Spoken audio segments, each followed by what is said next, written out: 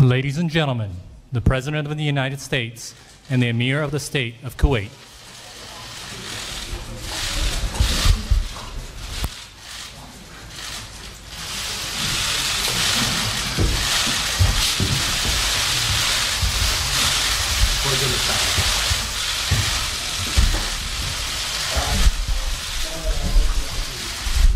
Thank you very much.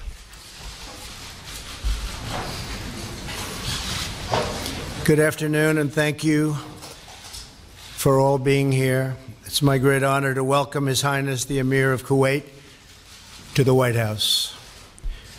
The United States and Kuwait share a strong and enduring partnership. We recently commenced the 27th day of remembrance of Saddam Hussein's invasion of Kuwait, which we all remember so well. The United States is proud to have contributed to the liberation of Kuwait and for the friendship we have built together in the years since. Today, we reaffirm our commitment to our shared security interests and recognize Kuwait's critical contributions to regional stability. We also thank Kuwait for its humanitarian leadership and for its partnership in the fight to destroy ISIS. During my trip to Saudi Arabia, I spoke to the leaders of more than 50 Arab and Muslim nations about the need to confront our shared enemies, murderous terror groups that threaten all civilized people. Every responsible nation must work together to strip these groups of their territory, their financing, and the false allure of their evil ideology. I applaud Kuwait for its role in this effort and encourage all nations in the region to do their fair share in defeating those who wage war on the innocent. Each nation in the region must decide what kind of future they want for their own children, one of violence or one of peace. That also means confronting those, such as the Iranian regime, who support terror groups and radical militias. Cooperation between America and Kuwait has never been stronger, never ever. The FBI and the Kuwaiti government are expanding our counterterrorism and intelligence sharing efforts. We're making progress on promoting Kuwaiti investments in the United States.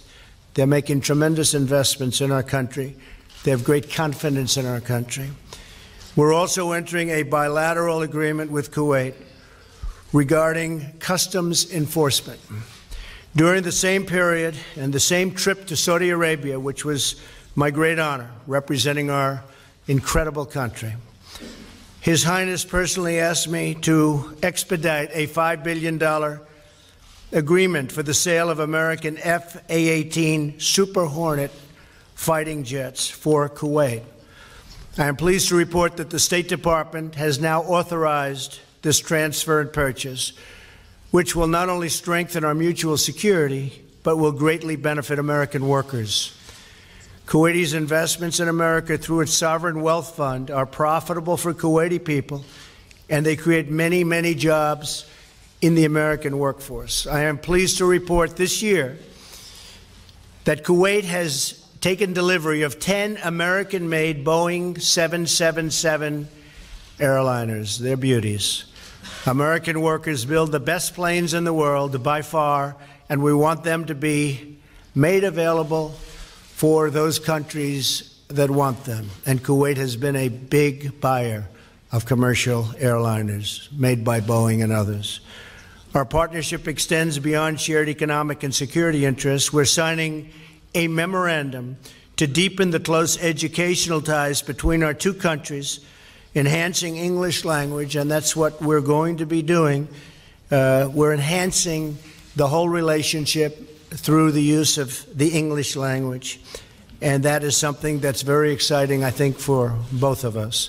I want to thank His Highness for his leadership role and the role he's playing to help the nations of the Gulf Cooperation Council follow through on their pledges from all over, because we went to Saudi Arabia, and the pledges of ending terrorist financing came from every country in that magnificent room on that magnificent day.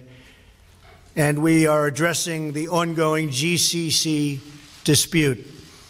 And the Emir is leading those discussions, and hopefully it'll be resolved very soon. We call on our GCC and Egyptian allies to focus on our commitments at that Saudi Arabia summit, to continue our joint efforts to drive out and defeat terrorists. Qatar, Saudi Arabia, United Arab Emirates, Bahrain, and Egypt are all essential U.S. partners in this effort. We have great relationships with all of them right now, maybe better than we've ever had.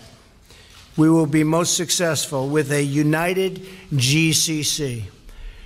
Tomorrow, Secretary of State Tillerson and Foreign Minister al-Sabah will chair the second U.S.-Kuwaiti Strategic Dialogue. By strengthening communications with allies like Kuwait, we send a strong message to both terrorist organizations and regional aggressors that they cannot win. They will not win. They cannot win against us. Then our military is getting stronger and stronger and stronger. And that those who cherish and value human life will always prevail. I want to thank His Highness for joining us here today. The United States values its close friendship with Kuwait and its people, and we look forward to strengthening these bonds even further. Together we will show the world that the forces of destruction and extremism are no match for the blessings of prosperity and peace. Thank you very much. I appreciate that. Thank you.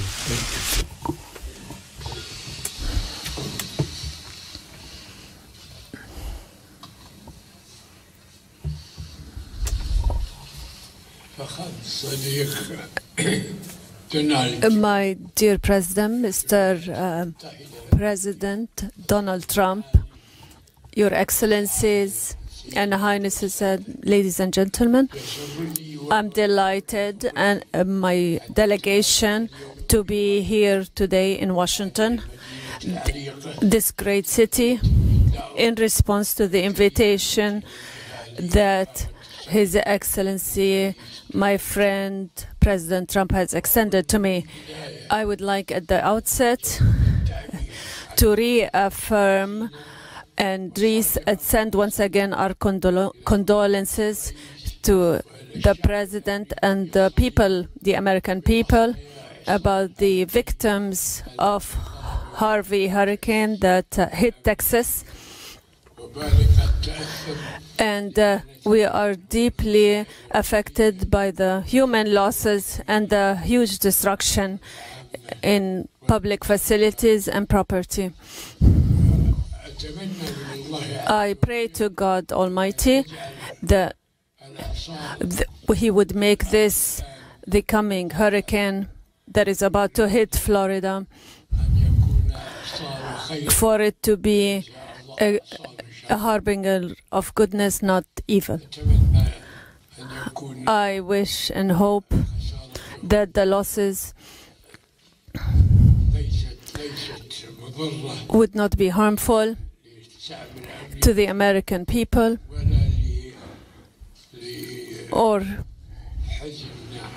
and would not cause further sadness and grief for those who will fall victim to this hurricane.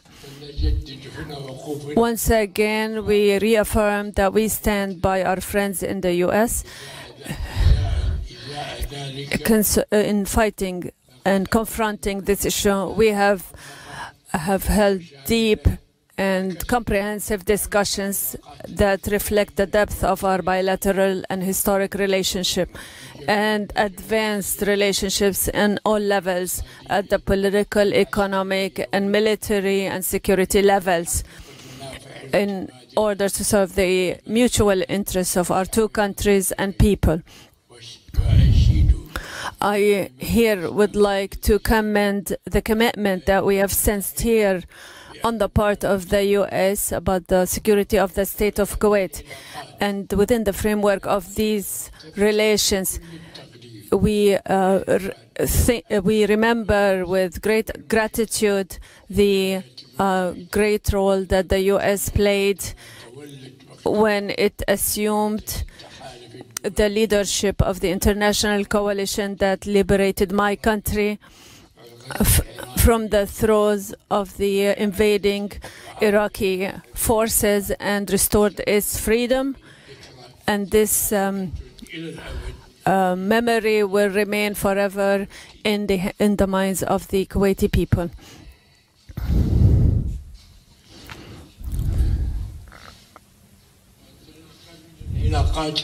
We also highly value the strategic relations between our two countries. We have discussed the situation in the country, foremost among which is the unfortunate dispute between our brothers in the Gulf region and our efforts to contain it, and the international support that we have received for these efforts.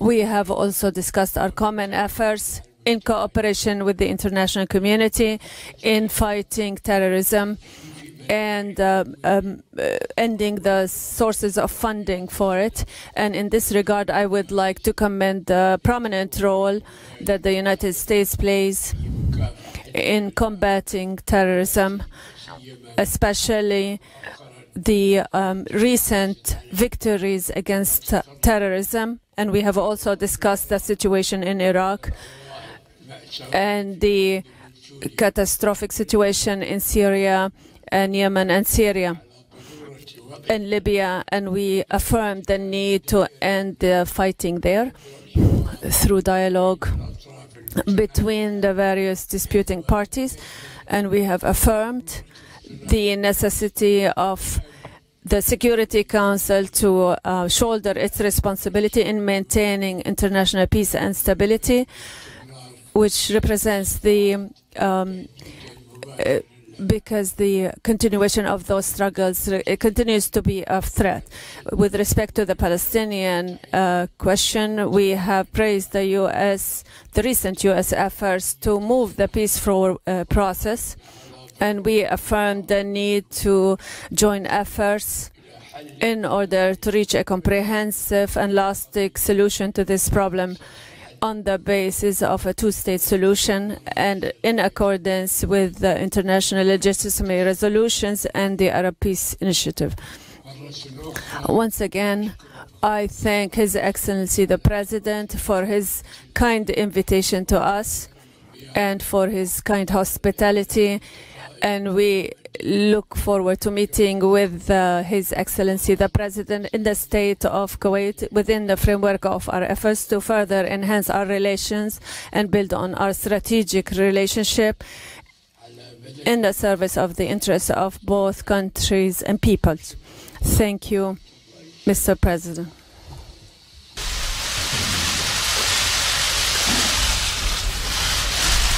All right, we'll take a couple of questions. Go ahead. Yeah. Actually, we'll go somebody else this time, John. You've been doing enough, John. Go ahead, John. CBS. Major. Here we go. Thanks. Mr. President, on the question of North Korea, the country feels that a crisis is coming. Some lawmakers, Lindsey Graham among them, have almost described the situation as inevitably leading to war. I don't want to ask you if you think it's inevitable. What I do want to ask you is, as President of the United States, would you tolerate a nuclearized North Korea that is contained and deterred, but still nuclear? Or would it have to abandon nuclear weapons, and would military action on the part of the United States be one of the options necessary to achieve that goal? Military action would certainly be an option. Is it inevitable? Nothing's inevitable. It would be great if something else could be worked out. We would have to look at all of the details, all of the facts, but we've had presidents for 25 years now. They've been talking, and the day after an agreement is reached, new work begins in North Korea, continuation on nuclear. So I would prefer not going the route of the military, but it's something certainly that could happen. Our military has never been stronger. We are in a position now, and you know the new orders, you see the numbers just like I see the new numbers. It's been tens of billions of dollars more in investment. And each day, new equipment is delivered, new and beautiful equipment, the best in the world, the best anywhere in the world, by far. Hopefully, we're not going to have to use it on North Korea. If we do use it on North Korea, it will be a very sad day for North Korea. Do you have a question for the Amir? Follow-up, is it acceptable for you as president for North Korea to be nuclearized but contained and deterred? Is that a strategy we're going to see what it is? I don't would negotiate like to prefer? with you. No, I'm not negotiating with you. Maybe we'll have a chance to negotiate with somebody else, but I don't put my negotiations on the table. Unlike past administrations, I don't talk about them. But I can tell you that North Korea is behaving badly, and it's got to stop. Okay? A question for the Amir? Your Excellency, you mentioned in a general sense the situation with Qatar. How optimistic are you about it being resolved, and what role would you like the President of the United States to play in achieving a resolution?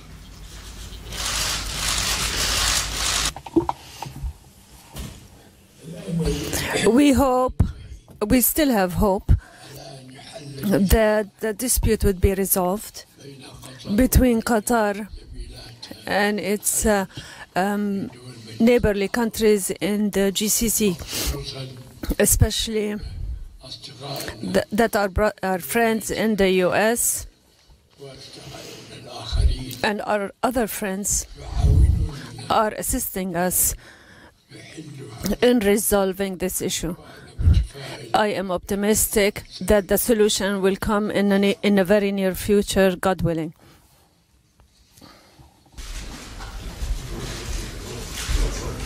Question for the, yes, for the Amir first, yes. My question is for you, Mr. President, first. Kuwait News Agency, Kuwait شروق صادقي. هل تؤيدون دور الوساطة؟ Do you support the Kuwaiti mediation role between Qatar and the four countries, and do you support the holding of a conference that will include all parties in Kuwait? Thank you. Well, I do appreciate and respect the mediation. I would be willing to be the mediator. I was telling the Amir before that if I can help between UAE and Saudi Arabia, where I have a very great relationship. I spoke with the king yesterday, King Solomon, who's a friend of mine, and we spoke on unrelated subjects, but we had a long conversation. If I can help mediate between Qatar and, in particular, the UAE and Saudi Arabia, I would be willing to do so. And I think you'd have a deal worked out very quickly. I think it's something that's going to get solved fairly easily. Kuwait has been really the leader of getting it solved, and we appreciate that very much. But I do believe that we'll solve it. If we don't solve it, I will be a mediator right here in the White House. We'll come together very quickly. I think we'll have something solved. Ahmed Makki. Ahmed Makki. سيدي حضرة صاحب السمو الله ورعاكم. Mr. Amir, in light of the regional conditions in the region, has there been an assertion on the role of the U.S. commitment to the security of the state of Kuwait? Thank you. Thank you. And you have heard now what His Excellency the President has said about the relations between Kuwait and the U.S. and its assertion of its commitment to the security of Kuwait. And this is not something new. And don't forget that the United States has managed with its other allies. When Kuwait was occupied, it liberated Kuwait from Iraq within a few months. And this is something that the Kuwaiti people remember very well, and everybody also. And we here thank the United States and the American people for that. Thank you. Go ahead. Thank you, Mr. President. Nadia Bilbisi with Al Arabiya Television. You dispatched a team to Israel and Palestine, and you're about to meet the leaders of both countries in the UN soon. Do we expect a new American initiative to move the process forward? And if I may, sir, the UN has just published a report about Syria's Assad regime using chemical weapons. They said that basically he used it more than two dozen times. Does that mean that President Assad is immune now from any prosecution? And what can you do to stop the further use of chemical weapons? Thank you. Well, first of all, the Palestinians and the Israelis, we are discussing, we are working. They say it is the world's most complex and difficult deal. You know that. But it is something that could happen. I believe that the relationships that we have with both can help. It's an event that's just never taken place. Sometimes people think they're close and it never happens, or it never happens successfully. I think we have a chance of doing it. I think the Palestinians would like to see it happen. I think the Israelis would like to see it happen. And usually when you have two groups that would like to see something happen, good things can happen. So I think there is a chance that there could be peace. But again, I say that a little bit reluctantly. We're going to give it our best. We have tremendous talent working on that particular transaction. As you know, David Friedman, the ambassador, is very much involved. We have a great group of people.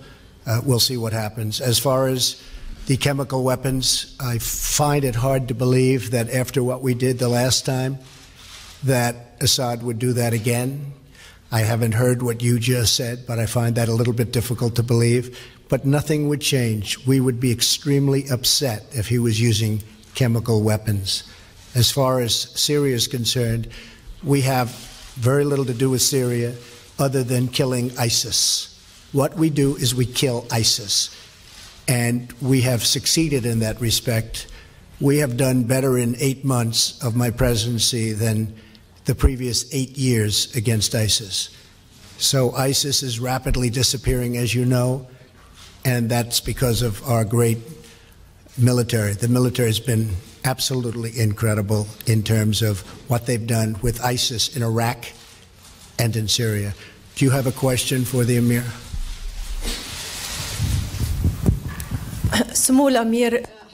Yes, Mr.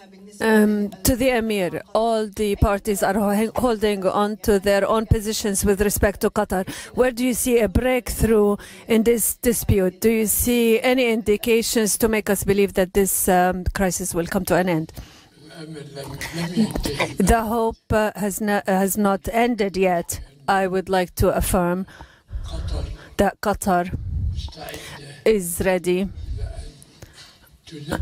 to meet all the demands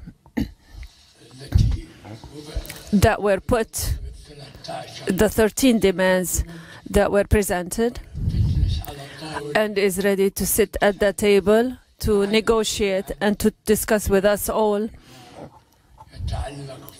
everything related to the dispute between the parties, the Gulf parties. As you know, we have 13 demands that were presented, and we know that not all of these 13 demands are acceptable. But if we were to sit down together and discuss these 13 demands, and we have indeed accepted them, and Qatar has accepted them, we would be able to resolve all 13 demands, all the issues and points that harm and relate to the dispute between the countries of the region, and anything that harms the interests of our other friends. Thank you. This all began because of the fact that there has been massive funding of terrorism by certain countries. And what I want is to stop the funding of terrorism. And we're going to stop the funding of terrorism. And if they don't stop the funding of terrorism, I don't want them to come together. But I think they will. Okay? You have a question? Your people have a question, yes?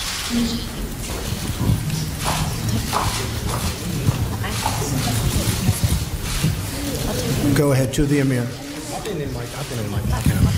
سمو الأمير Your Highness, Said Said from Al Jazeera. Mr. President,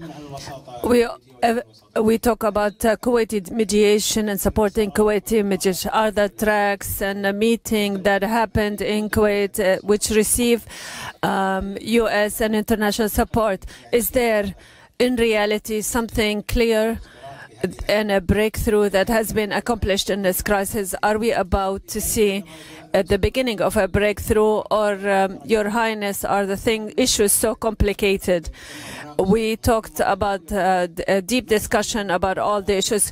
What is the real issue and complicated issue at the heart of this dispute? We would like to find some information. Where is the problem here, so that we can solve it? Thank you. First of all, I would like to say there is no problem that cannot be resolved. True, it's complicated, but when we meet at around one table, and now we have an affirmation from the country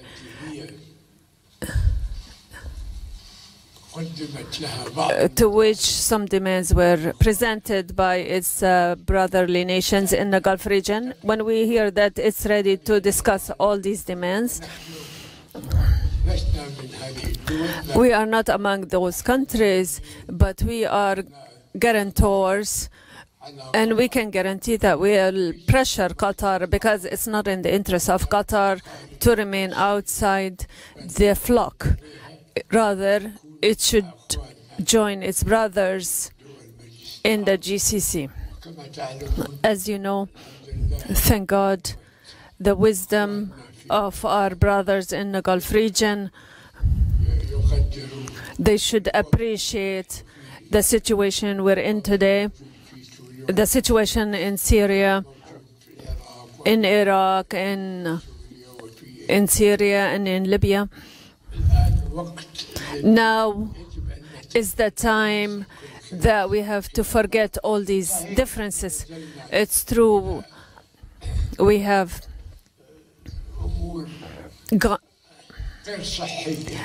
descended into some not very healthy issues, and especially in the media.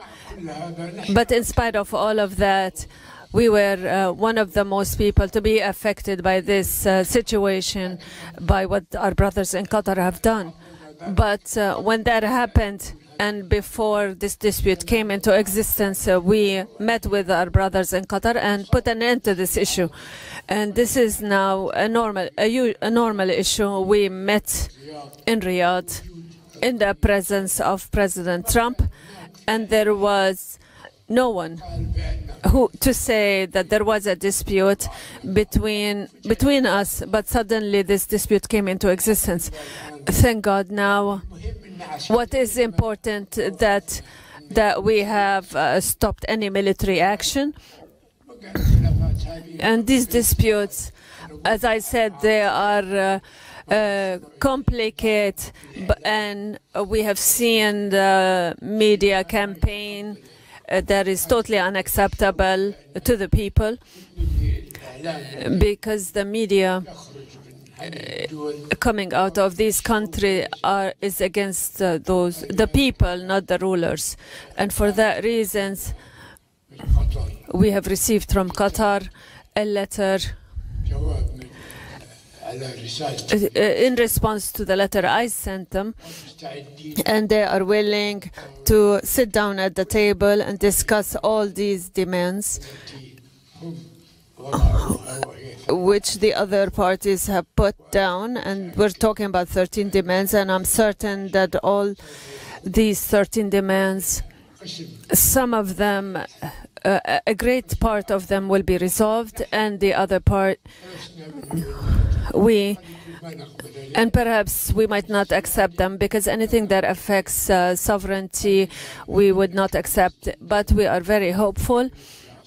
We have great hope in our friends in the US that they will assist them to restore things to where they used to be. Well, that is a problem that we will get resolved, and I'm very, very honored and happy to know that you have problems with the media also. Thank you, everybody. Thank you very much. Thank you.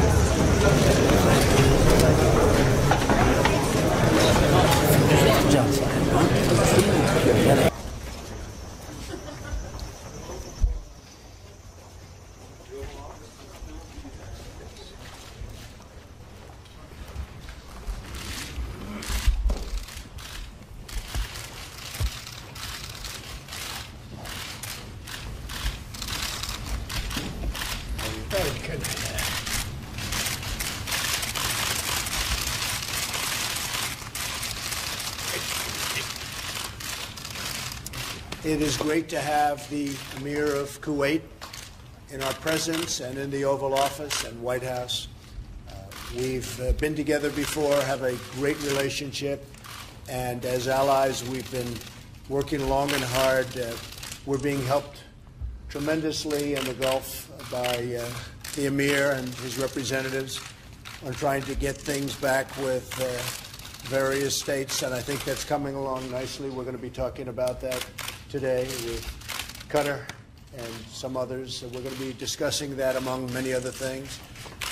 The Emir of Kuwait has purchased a tremendous amount of military equipment and other equipment, many 777s from Boeing, a lot of F-18s from us. We're going to be talking about additional orders and military orders. So I just want to say they've been a great partner. Kuwait has been a tremendous partner, and the relationship has never been stronger than it has been over the last number of months. And I just want to say it's a tremendous honor to have you in the Oval Office. Thank you very much.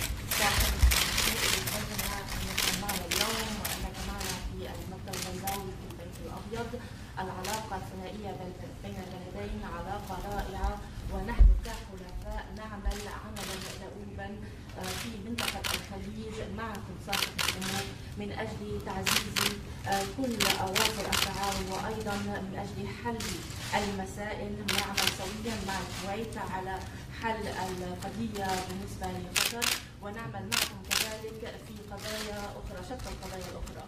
لقد اشترت الكويت عددا كبيرا من المعدات العسكرية وكذلك من الطائرات المدنية، طائرات 777 وغيرها من الطائرات. نحن نعمل على زيادة هذا التعاون. أنتم شريكنا عظيم، والعلاقة مع الكويت لم تكن أقوى من الآن في أي وقت مضى، فنحن سنبني على كل ذلك لتوطيد أواصر التعاون. الكويت لم تكن أقوى من الآن في أي وقت مضى، فنحن سنبني على كل ذلك لتوطيد أواصر التعاون. Thank you. I'm really very grateful for His Excellency the President that he extended this kind invitation to me.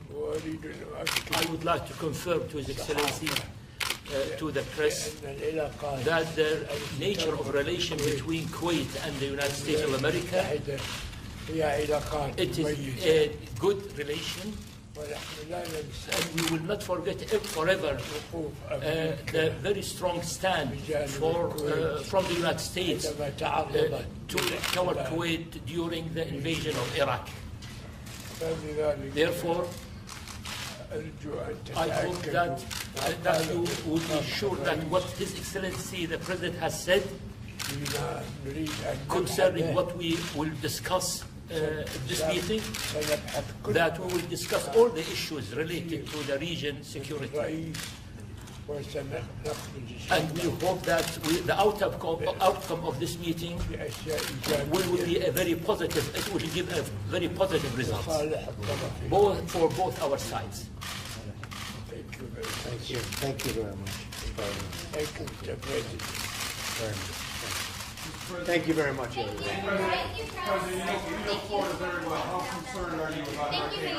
We're very concerned. We are working very hard. We have tremendous groups of talented people there. The people of Florida are like the people of Texas, Louisiana. You've seen how the people of our country have reacted under this tremendous pressure and these horrible things that we call hurricanes. This is something that is probably bigger, not as much water, but much more power than Harvey. The governor has so far done a terrific job. I mean, they're prepared. We don't know exactly where it's going to be landing, where landfall will be, but we think we're as well prepared as you could possibly be. Many of the folks have left Texas, obviously on an emergency basis, and come down to Florida. Puerto Rico escaped. It could have been far worse. They really escaped the brunt, but it's heading right now, right directly into Florida. So hopefully it'll take a turn, go east and do it quickly. Right now it's not doing that. We are with the people of Florida, and as you know, the Virgin Islands got hit very hard, very, very hard. And we're finding out the kind of damage. It's actually, communication is actually difficult. We have people right now on the Virgin Islands, and we'll see how that is, but it's been hit very, very hard. I can say this, Florida is as well prepared as you can be for something like this. Now it's just a question of what happens.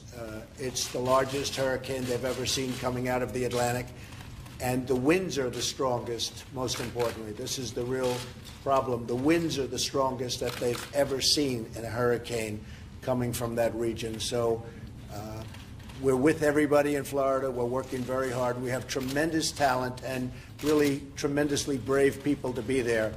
And hopefully it's going to work out all right. We'll see over the next few hours. Mr. President, have your tweets made the health crisis worse? Mr. President, that FEMA may be spread too thin right now. Well, FEMA is doing an incredible job, as you all know. I mean, you've been reporting it. You've seen how incredible they are. And there's a great bravery to what they're doing. But certainly we're being hit with a lot of hurricanes. We've never had a thing like this where you get hit with Harvey, which was about as bad as it gets, certainly from the standpoint of a water dump. And then you get hit with Irma. And there's one right behind Irma. I guess you probably know, a smaller one, but nevertheless right behind.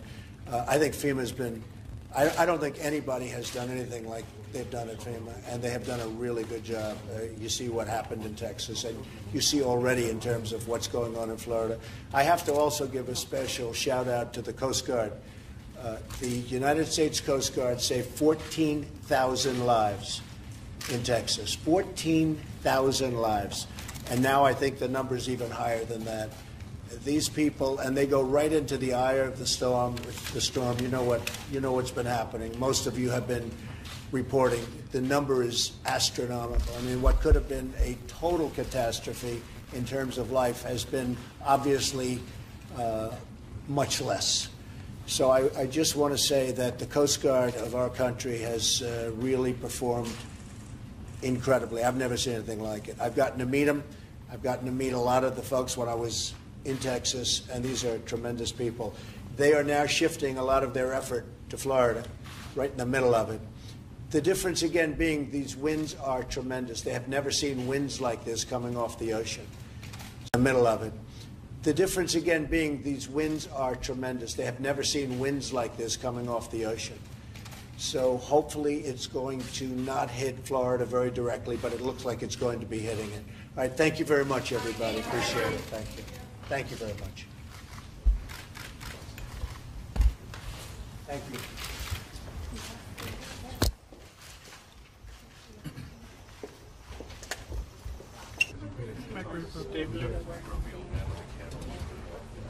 Good. Thank you, sir. Oh, we get food. You told me.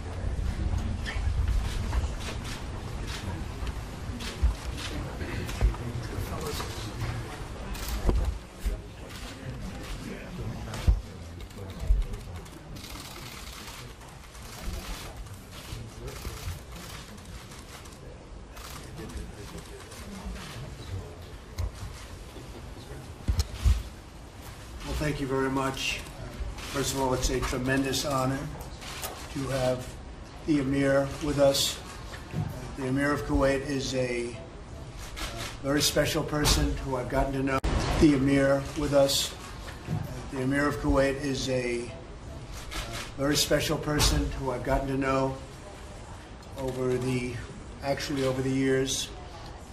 I want to thank you very much for being our guest at the White House and for all of your representatives. We very much appreciate it. We have many things to discuss, including trade and military, many things. We had a short but very good meeting individually. And we look forward to having this luncheon, and I know we have meetings all throughout the day and tomorrow, and we'll look forward to that. Thank you all for being here. We appreciate it. For the media, the so far results of the hurricane are not looking particularly good for Florida. It's heading very much in that direction.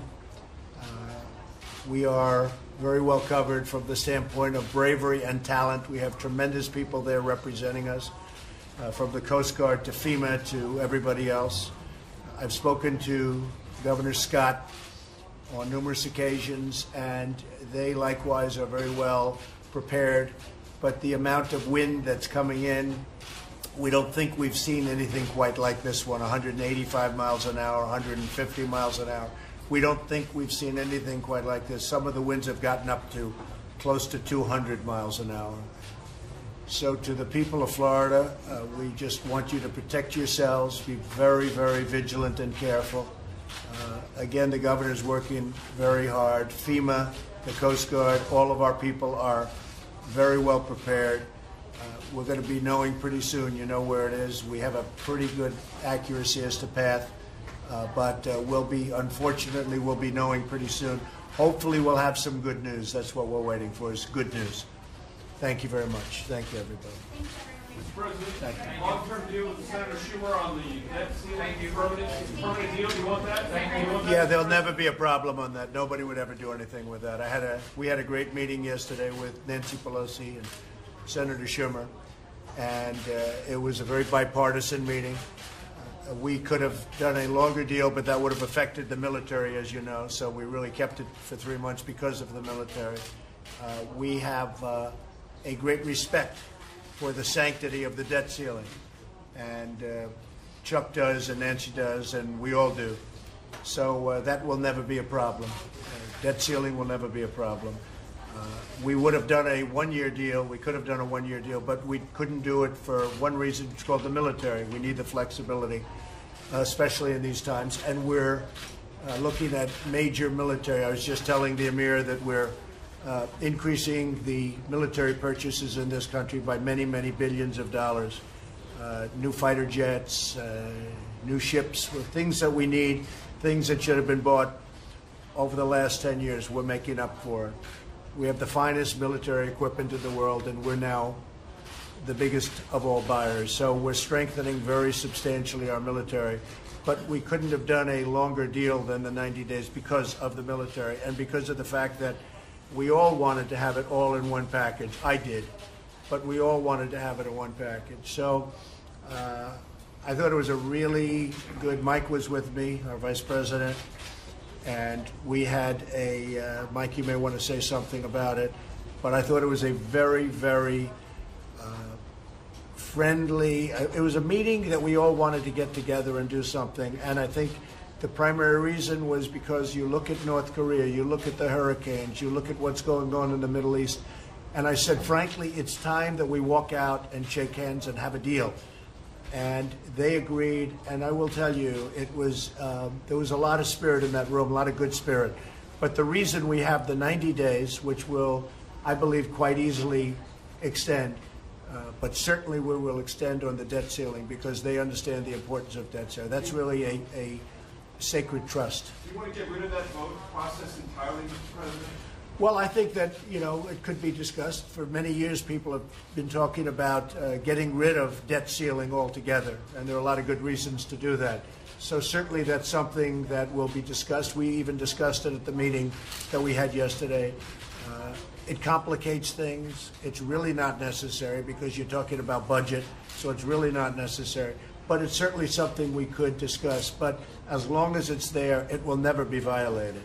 Okay? Thank you all very much. Thank you. President, does this deal signal more bipartisanship? I think it does. Yes, I think it does. I think we're going to have, I think we will have a different relationship than you've been watching over the last number of years. I hope so. I think that's a great thing for our country. And a relationship than you've been watching over the last number of years. I hope so. I think that's a great thing for our country.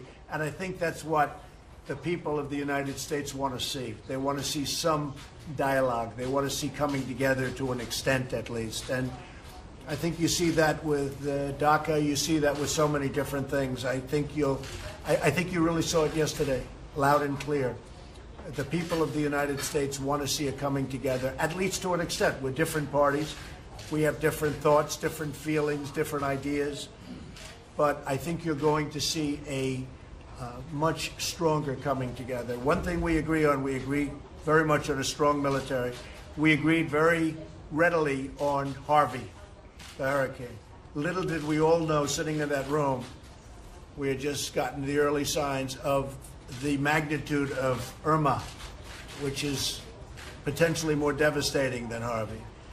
But Mike, maybe you'll say a few words. I think that there has been a great, certainly that was a great starting meeting that we had yesterday. I appreciate that, Mr. President. And yesterday, the American people saw a president bringing together leaders in both political parties in a time of crisis for our country.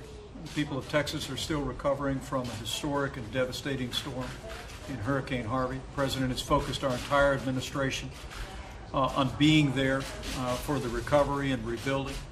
And the President has focused our administration on ensuring that the people of Florida and the entire Eastern Seaboard have the support that they need. We're grateful for the bipartisan support in the Congress, but the President brought people together yesterday and said we're going to provide for Texas, we're going to provide for Florida and all the states that may be affected by Hurricane Irma. And in the midst of that, we're also going to reach agreement on the debt ceiling and on funding the government. And for me, it was a great moment, as Senator Schumer said. I think the American people, Mr. President, welcome a break from the harsh partisanship that has defined this city for too long.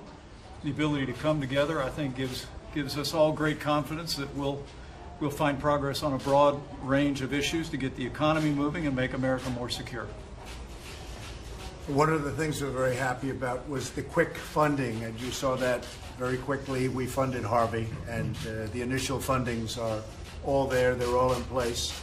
And who would have thought a thing like this could have happened? But we needed it very quickly. We all came together. We got it done. That was very important. Thank you all very much. Appreciate it. Thank you. Thank you. Thank you very much.